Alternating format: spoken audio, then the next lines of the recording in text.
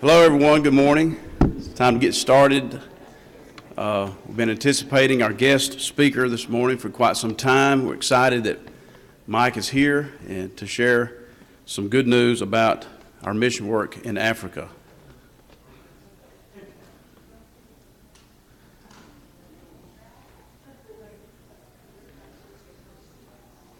A little bit about Michael.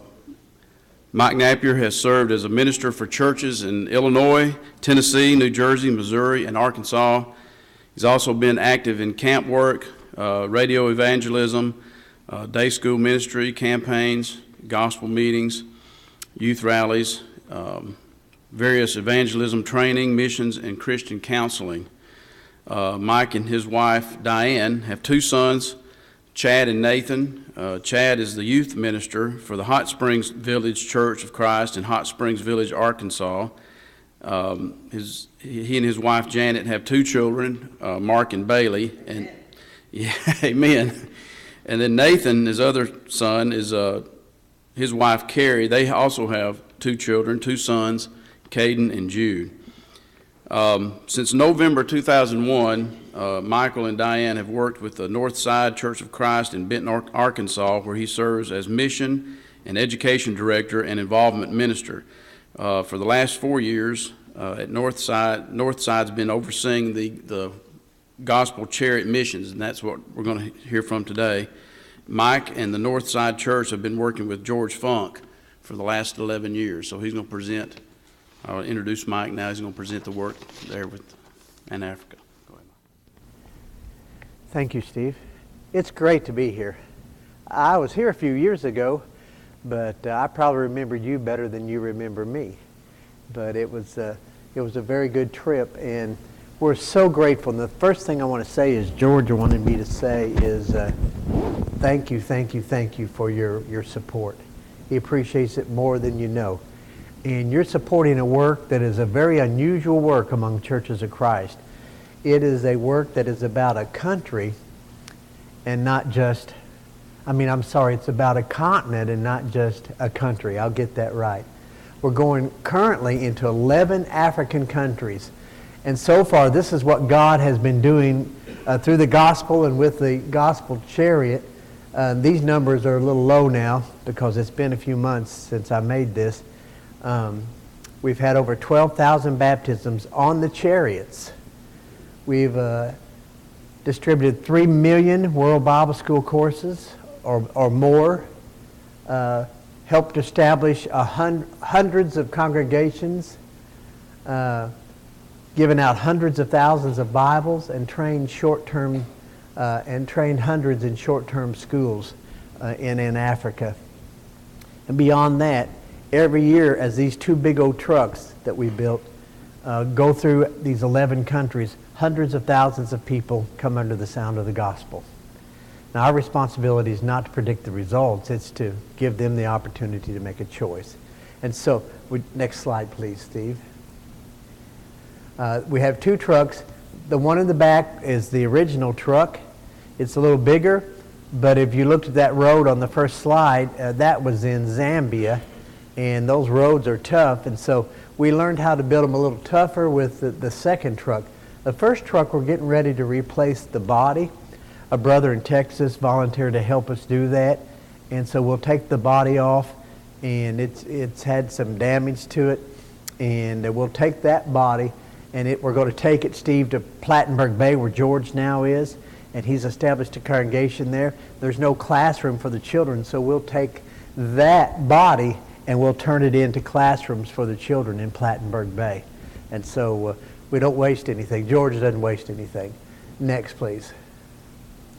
Those are the 12 countries, 11 countries that we go into. If you start down at the very tip in Cape Town, South Africa, the southernmost point, and go all the way up to Angola, and then to the east and the north up to Kenya, and then down, and everything in between, the chariots are running there 11 months out of every year. We bring them in January to do repairs. A brother out of Texas flies out there, a master mechanic, and he helps us get him ready for the coming year.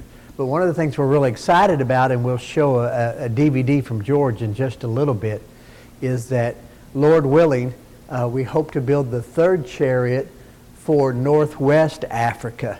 So you see that chariot up there in Ghana, and then just fill in the gaps for a lot of those countries.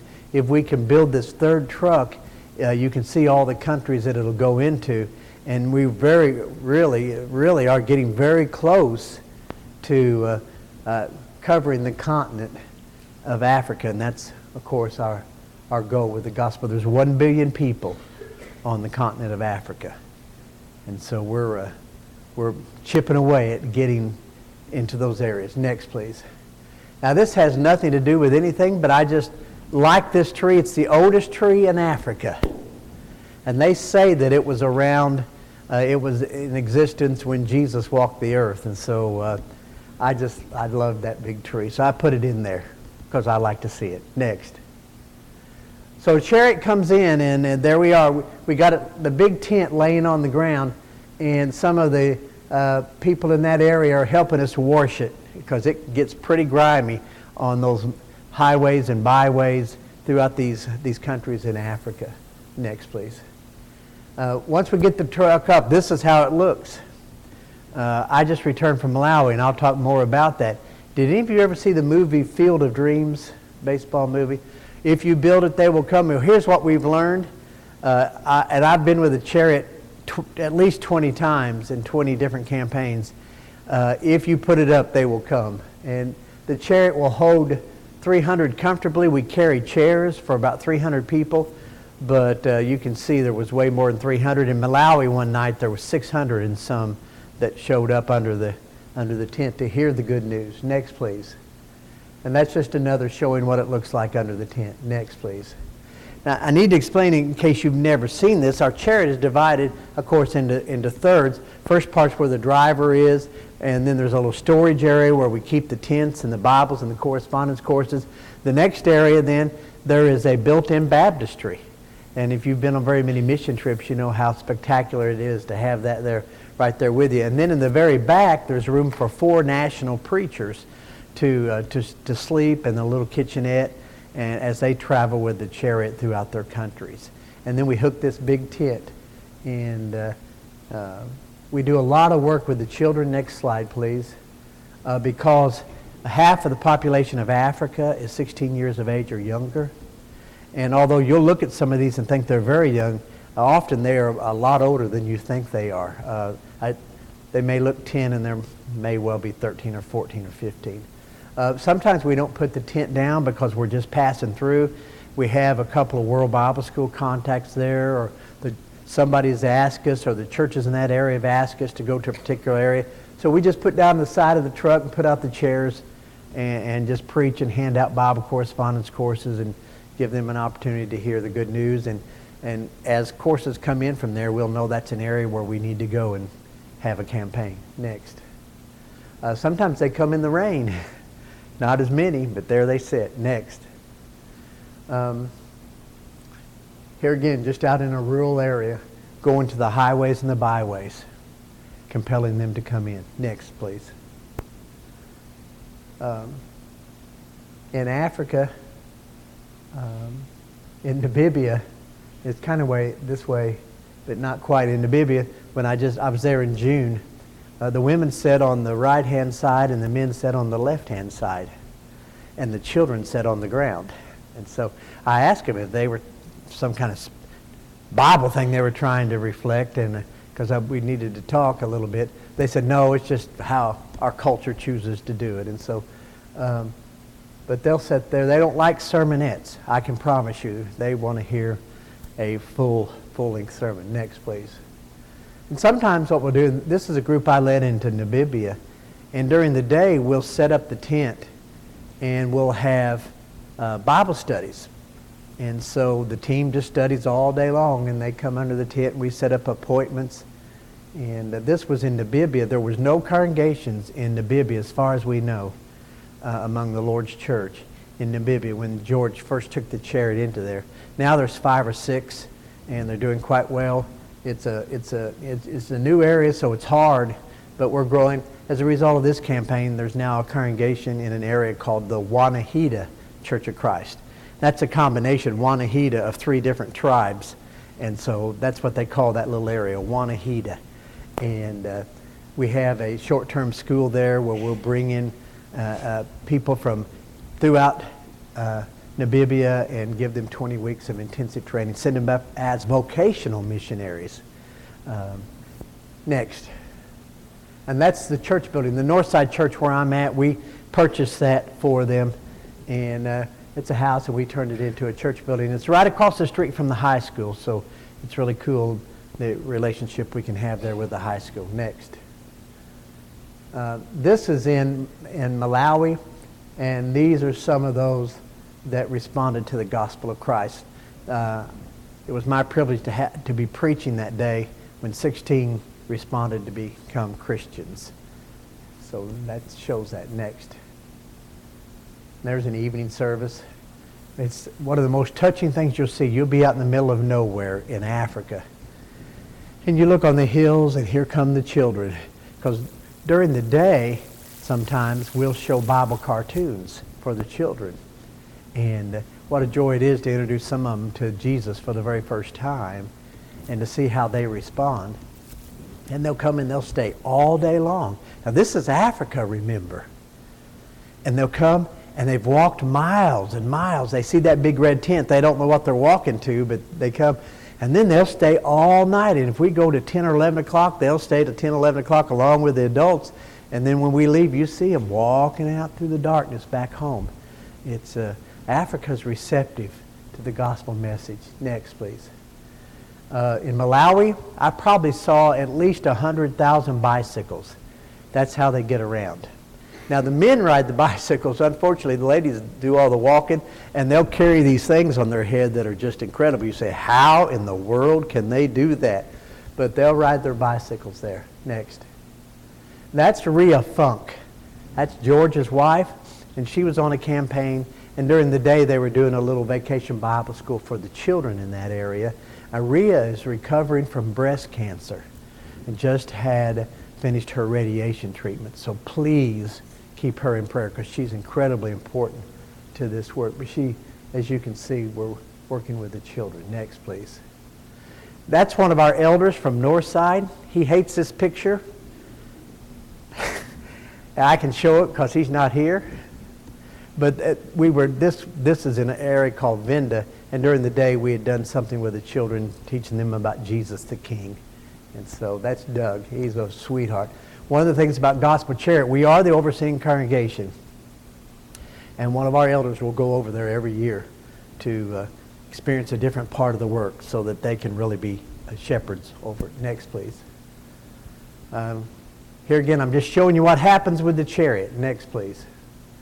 That's George and myself in Malawi at the end of the campaign. While I was there, there were 127 baptisms under the tent. And as soon as I got home, I heard that there was a whole bunch more. And what's really cool is we'll work with the existing churches. People say, well, what do you do about follow-up? Well, 3 things. We've got them all enrolled in Bible correspondence courses. Number 2, we have short-term schools where we can bring people from those regions as needed into 20 weeks of intensive training. They'll go back as vocational missionaries. And number 3, we've been doing this long enough now that we're working with the churches of Christ in those countries, and they'll help decide where the chariot is going to go, what region is going to be evangelized, and they make the plans for the follow-up, and we work with them. And then the 4th thing is there's a program called Nations University, and it's an online college, and they can get their bachelor's or master's in Bible. And everywhere you go in Africa, there's 2 things you'll see. Number 1, every one of them have a cell phone. I promise you, it doesn't matter where you go. Now, in Africa, the cell phones, you don't have to pay for incoming calls, so even if they don't have any minutes on their phone, they can receive text and incoming calls. And so you'll see that everywhere. And out in the middle of nowhere, you get a strong signal. I mean, it's just way superior to ours. And then number 2, you'll see cyber cafes out where they'll be able to go in and use the internet so they can download their studies and go home and study it and come back and take the test and send it. Next. That's another one of our elders. This was in the Port St. John region. We didn't have time to get the tent up. We hadn't had the tent up yet, but some young men came and wanted Bible studies. And so Joe, one of our elders, sat down and was studying the Bible with them. Next, please. Also, what we do when we're in those regions, we'll go out into the villages that are surrounding. There'll be villages on every hillside. We also go into big cities, but we'll go out and invite them under the tent, hand out correspondence courses, and do Bible studies. The guy in the blue shirt, that's one of the men I work with, Joel Lewis. And he's out with some guys heading out to meet and greet. Next, please. The chariot can be used for several things. It can be used for planting churches. It can be used to help churches evangelize. But also it can be used for benevolence. And as you can see, in this case, there was an area that had a big need, and so we loaded up the truck and took these food items. The big sacks are something called millie meal. When I was in Malawi, I had millie meal twice a day. And it takes a while to develop a taste for millie meal. It's kind of like grits. Anybody know what grits? Only really thick. And you can take it and put it in a ball and throw it against the wall. But they'll put a little meat sauce on it, and it's really not that. But that's a staple for them. Young people, they're lucky to have meat once a day, and so we are so blessed. God, is that right? Is it okay to say amen in here? I read it in the Bible. I know it's there. We are blessed. God is good. One of the things they say in Africa that I love, one of the trucks has this on the stage, on the curtain. It says, God is good. And so sometimes before they begin, they'll all say together, God is good all the time. All the time. God is good. And they know what it's like to pray, give us this day our daily bread, and really understand what that means. And yet they're so joyful. Man, when they become Christians, you can't imagine what it does for their life. Next, please. These are the ladies that were cooking the mealie meal at that campaign. I thought you might enjoy us seeing that. Next, please. And there's the built-in baptistry. And it's a little tank, and the one baptizing just kneels beside them. They sit down, and we just lay them back. And both trucks carry that with them, of course, everywhere they go. Next, please. There's Brother George doing one of the baptisms. Their feet actually go under the wall into the living quarters where the evangelists stay. There's actually a bed on the other side of that, right on top of that. Next, please. One of the big things we do with World Bible School, with Gospel Charity, is we hand out Bible correspondence courses. That's my son Chad. He's the one that preaches in Hot Springs Village, and we're out in a city, and we just go out and invite them, hand out introductory lessons, encourage them to come back that night with a lesson, and then we set up more Bible studies with them, send their names to the States, and start the process. And so that day we probably handed out 10,000 courses. You know how many we found on the street afterwards? None. The printed page is very powerful there. Next. And there's some of the nationals helping us for when people show up with the World Bible School courses and One Nation Under God and other things that we use. Next, please. This is in Pretoria. This is one of the big cities. It's the fall capital. No, the spring capital of the South African government. And also there's all kinds of universities there, so they come from all over Africa to go to college there. And George went in with a tent and started a congregation, and I preached there a few months ago, and there's about 300 there now. And so that's our book room on one of the major streets in Pretoria, a very important city. And we do this in quite a few other places. And there's a book room, and then in the back there's a place for our short-term school, and then also a congregation meets there. That congregation, about 300, have no paid evangelists. But several of the men work with us in the chariot and have gone through our training school. And here's what's really neat is that most of them are college students, and so they're going to be the doctors and the lawyers and the teachers and the professionals and influence leaders in their country, not just South Africa, because they're there from all over Africa. And when they graduate school, they'll go back home and they take the gospel with them. And we have lots of experience with that happening. Next, please. I want to illustrate, this is Plattenberg Bay where George lives.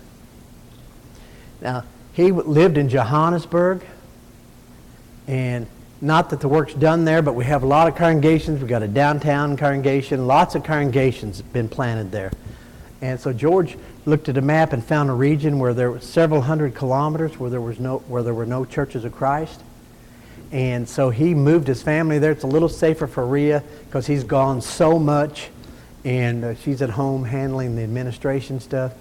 And so they went in with a chariot, baptized these folks, and there's more actually, and then rented this little place they called a shack. That's their word, not mine.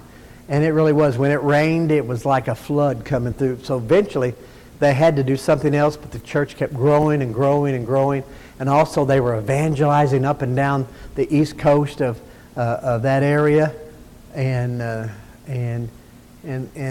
so next, that's now where they assemble. And you've never heard singing till you hear them sing in that building. It's concrete, and they made most of it themselves, and it's called the Hillview Church of Christ. And that little congregation, with the help of George, is evangelizing their region. I mean, it's just incredible the work that they're doing next. And one of the things, this is back to the most recent trip. I just returned from Malawi. And so the truck was driving to another region, but they stopped right here. And there's a little congregation. You can see the church building back there with no roof. And so we put the side of the truck down and we preached for a while, and we did out Bible correspondence courses. The congregation had asked us to stop there. And I asked them, I said, when did you start meeting here, and when were you established? And they said, about 3 years ago when the chariot was coming through. And it just excited me because I thought I knew about the chariot, but then I really had a vision for it. And I said, well, how did you build that building? Because Malawi is the third poorest country, at least in the sub-Sahara in Africa. And they said, well, our members have sacrificed. And they make the bricks, and there's no roof, but inside, if you go inside, next slide please, you'll see there's a thatched roof because they had a little pavilion built where they were assembling, and they just built the building around that.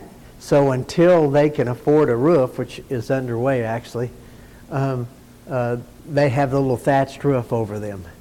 And George, I was just carrying on about this to George because George was with me, Brother Funk, and I said, George, this is so great to see. He said, Mike, this is happening in 11 African countries as we speak. And I begin to see the impact that the gospel chariot work is having with the gospel of Christ throughout Africa. Next, please. This is probably, though, my favorite moment ever in Africa. We were in Port St. John. We were driving to Lusiki. We looked, a congregation we had established, and they had built a little building, and we were going there to help do some affirmation and confirming.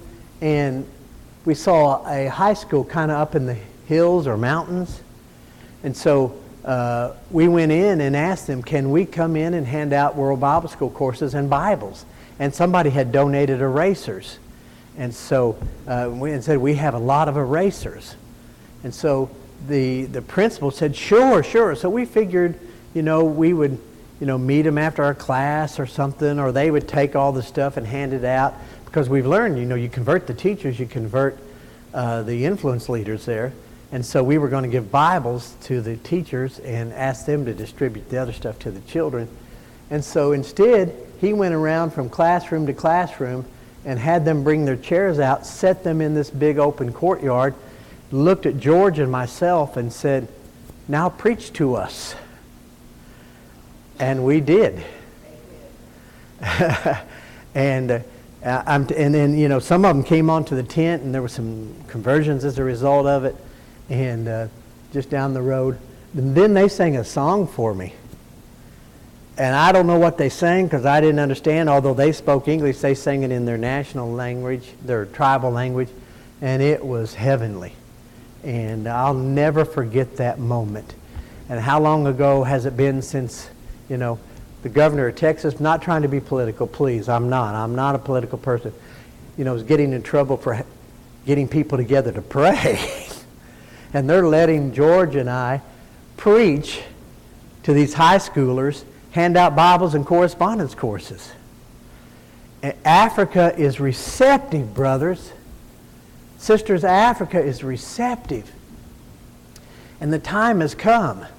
And so we have a tool that will help us impact a large portion of the whole continent of Africa. And that's why we're trying to build this third chariot. Next, please. I think that's the last one. Okay, please just go ahead and put that away and put in the...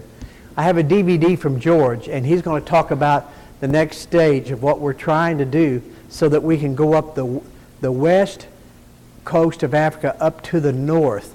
And what we'll do is George will go in there and he'll find some churches that are mature and have elders, and we'll work with them because he wants us to be completers, not competers.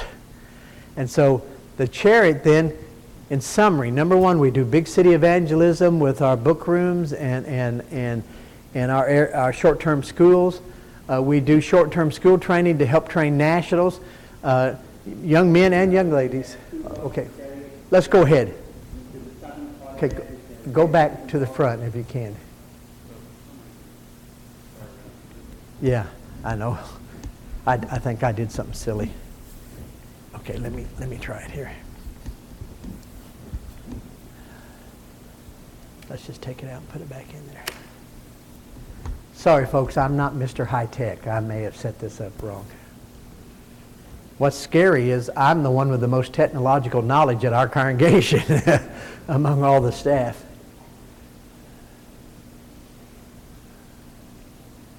Sorry for the delay. Yeah.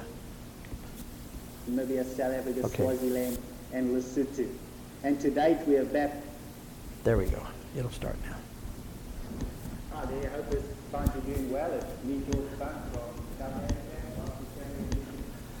And we have some great news. We want to tell you that we're in the process of making plans to build a new gospel chariot. This is exciting. As you know, we had two gospel chariots traveling into the southern part of Africa, Zambia, Zimbabwe, Malawi, Namibia, South Africa, Swaziland, and Lesotho. And today we have baptized over 12,000 souls and planted hundreds of churches of Christ in the southern part of Africa in conjunction with churches of Christ in Africa. Brethren, we have great news to build a third gospel chariot for North Africa, meaning that we'll be able to reach the entire continent of Africa. Almost 1 billion people. Africa is receptive, brethren. This is exciting. We've been praying about this day for many years now, and we have made a decision to build a third gospel chariot reaching Africa. You have helped us and blessed us to reach the southern part, and now the time has come for this entire continent. Brethren, we plead with you to help us build this chariot. It's going to take $150,000 to build this gospel chariot. It might take 1 year to raise the funds, 2 years or 3 years. But we believe we need to take that step, and we're pleading with you. A gospel chariot is really just a church of Christ on wheels. It's a World Bible School on wheels.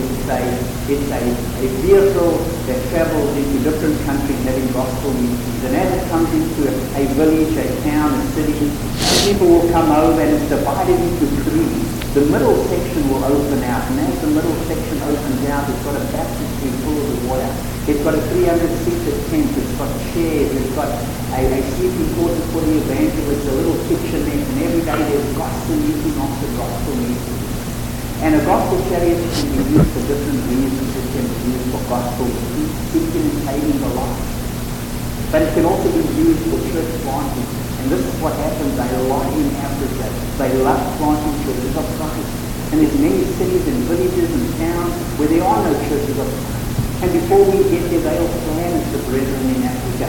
And they'll put a gospel chariot in an area where there's no church. And for a week, the gospel will be preached. And 5 or 10 or 15 people will be saved. And then we pull the gospel chariot away. And there, the Lord's church is. And so it can be used for church planting. We use it for the strengthening of newly planted churches. We also use it for medical missions. We use it for the outreach and leadership training. But brethren, there's a continent that is hurting, and gospel chariot mission is making an impact. And you have helped us do this. Now we want to build a chariot for North Africa. This is exciting. The Bible says the love of Christ compels us. We just feel we have to because it's such a successful work. We know that Jesus, when Jesus came, he said, "Follow me and I'll make you fishers of men." In the middle of Jesus' life, the Bible says that the Son of Man came to seek and save the lost. And at the end, he says, "Therefore go make disciples of all nations, baptizing them in the name of the Father, the Son, and the Holy Ghost." And so we see, brethren, that Jesus is saying, "Go." And we want to reach this continent. You know, it's an exciting continent. Africa is exciting. It's really and truly here. And the time has come for Africa to evangelize Africa. We believe in a gospel chariot as the dream. Africa as the team. We don't need missionaries. And so we want to empower Africa to evangelize their own continent. Please help. We're trying to raise $150,000 this year. Please help us with the one continent. If you can help, please send it to our conference church in Benton office, the North Side Church of Christ, Benton office, Hill office, 51 Benton office. Thank you for helping us, help them who don't know Jesus. Help us to take advantage of the continent that is really true. So George Christ, your brother in Christ, we Christians because of you and the mission you have. Thank you so much.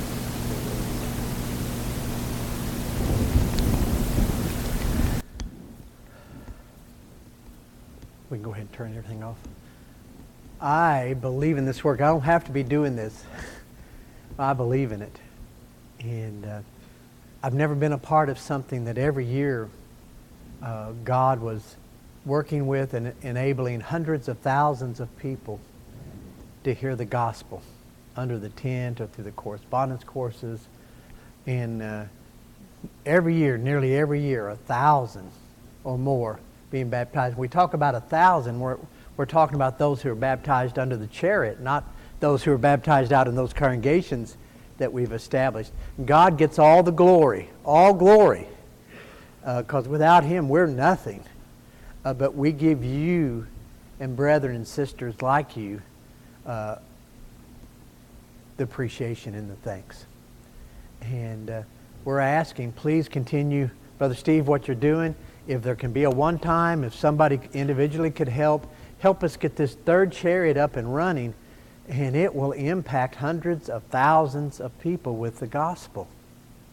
And we won't just dip them and drop them. We work seriously at the follow-up. And so I've been doing this now for 11 years. I was working with Truth for Today World Mission School. I was assistant director. I'd moved from Rolla, Missouri, where I was the pulpit preacher at the Highway E congregation in Rolla, Missouri. I was invited to move to Searcy. My son was going to school there, so it really worked out well, plus the opportunity I was going to have. It's a print ministry. And I was assigned a project called Becoming a Faithful Christian in Africa. And my responsibility was to find a Bible publisher and get them to let us print a New Testament for free, which we accomplished.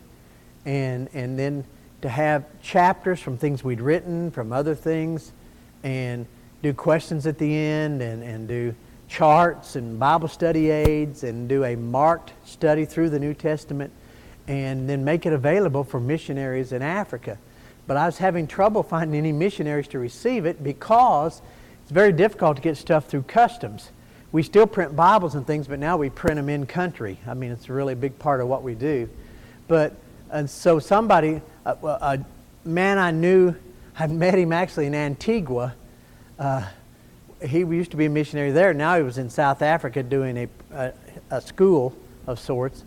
And he said, call George Funk. He's doing World Bible School follow-up. He's going into 2 or 3 countries. And so I called George and I explained to him what the tool was. I said, I have New Testaments and it's got helps and things. I said, would you like some? He said, yeah. Now this is George. This is genuine, folks. I've been doing this for a lot of years now. I said, how many would you like? Now this is what he said to me. Give me 1 million.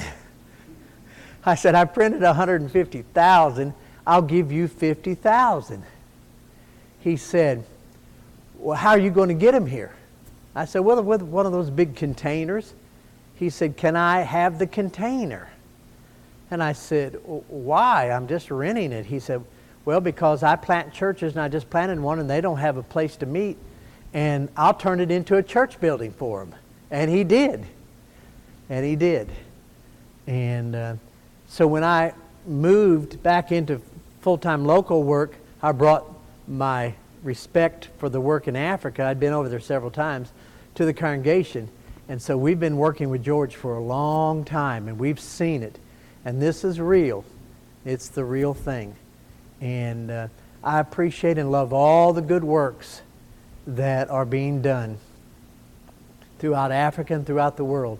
But as I said, you brothers and sisters are a part of a work here that is different than anything else that you've probably ever seen. I was in George's living room and he said, Mike, I want to show you something. And I said, okay. And he sketched out the gospel chariot. He said, what do you think about that? I said, I think that is incredible. And he said, well, I'm going to try to do this, but I have to have somebody that'll help me. And I need materials and Bibles and running cost. And he said, if you'll promise to help me, I will try to get this done with God's help. And so I made a commitment. And that's why I'm on the road right now, is our elders believe in it and they free me up to go do this. I have lots to do back home when I get home every time. It's been a tough year for the Napiers. A tough couple of years. My wife had colon cancer over the last couple of years and had to have surgery and all the chemo, and probably there's others here that have been through that. Had both my knees replaced. And I know, don't you feel so sad for me? I mean, I'm telling a sad story of woe. But, you know, I tell it to make a point, and I will in just a moment. But when we first went to the doctor, my wife had diabetes, and she just couldn't get to feeling good. And so we thought that's what it was. The doctor said, let's just do a colonoscopy. I don't think there's anything there. So we went, we had the colonoscopy. The doctor came out, and he had this look on his face, and I knew I wasn't going to like what he had to say. He said, Mrs. Napier, Mr. Napier, I've done thousands of these. We'd have to send this off, but I can promise you your wife has colon cancer, and it's really bad, and we have to do something, and we have to do it now. And so he said, I'll let you all talk, and then we'll talk about arrangements. And so he left the room, and Diane's still a little groggy, and I'm being myself, Mr. Okay, Diane. No, it's going to be okay because, I'm in hospitals all the time with my work, and I'll find out the very best doctors, the very best nurses, the very best surgeons, the very best chemotherapists. It's going to be okay. I'm telling you, and I know, and it's probably going to cost something. Don't worry, we're Dave Ramsey people. Some of you will know who that is. We have our debts paid off. Our house is almost paid off. We can, we're going to. It's going to be okay. She said, Mike, no, listen. I said, no, Diane, it's going to be. She said, I know it'll be okay. I said, that's what I'm trying to tell you. It'll be okay. She said. And she gave me the look. Men, you know what that is. They're born with the ability to do that. I have a little granddaughter, And the other day I was carrying on silly and she just gave me the look. I can't do it, you know. But I can be at a potluck at church and I can be being my silly self, and Diane will give me the look across the crowded room in the back of my neck, and I can feel it. And I know. She said, be quiet. So she gives me a look. She says, be quiet. Now, she didn't say that. I said, okay, what's the matter, hon? She said, I want you to listen to what I have to say. I said, yes, ma'am. What have you preached your whole life? We've been married since I was 18 and you were 19. And why are you going all over Africa and India and all these places, all these foreign countries, and why are you out on the road for this gospel chariot? What message are you giving these people? So you know that. She said, here's what I'm telling you, and I want you to listen. Don't say anything. It'll be okay.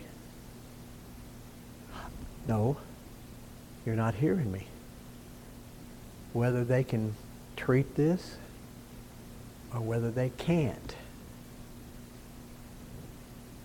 it'll be okay.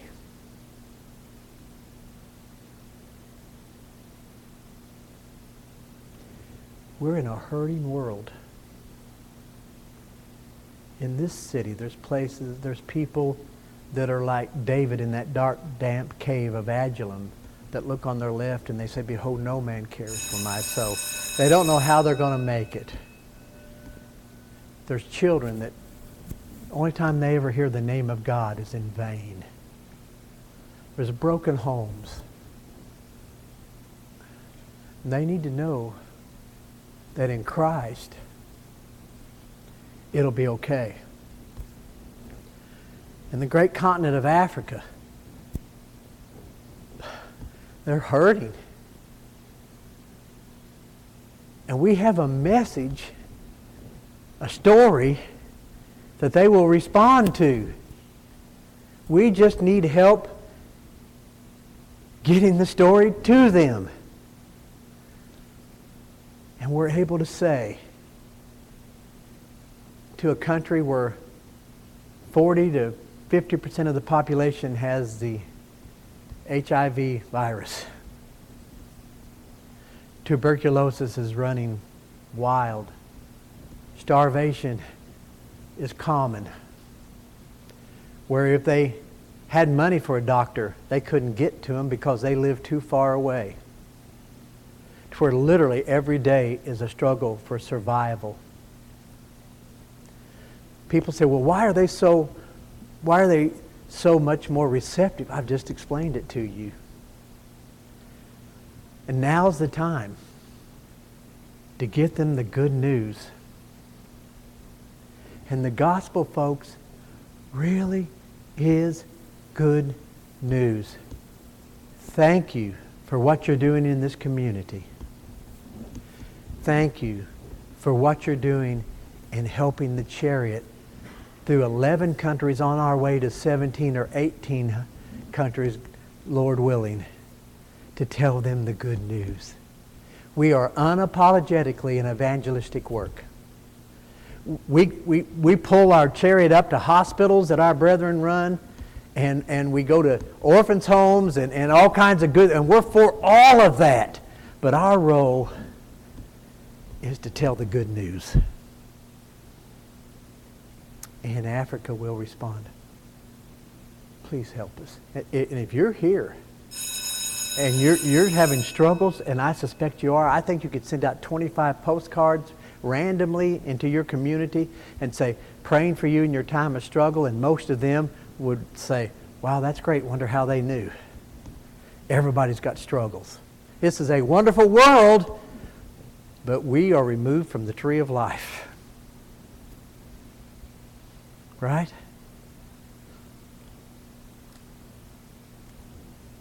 But if you're here and you're in those struggles, I want you to know, if you're in Jesus, it'll be okay. And if you're not, walk, run, don't walk. To talk to somebody about being buried with Christ. because He'll raise you to walk in newness of life. Please pray for us. God bless you. Thank you so much.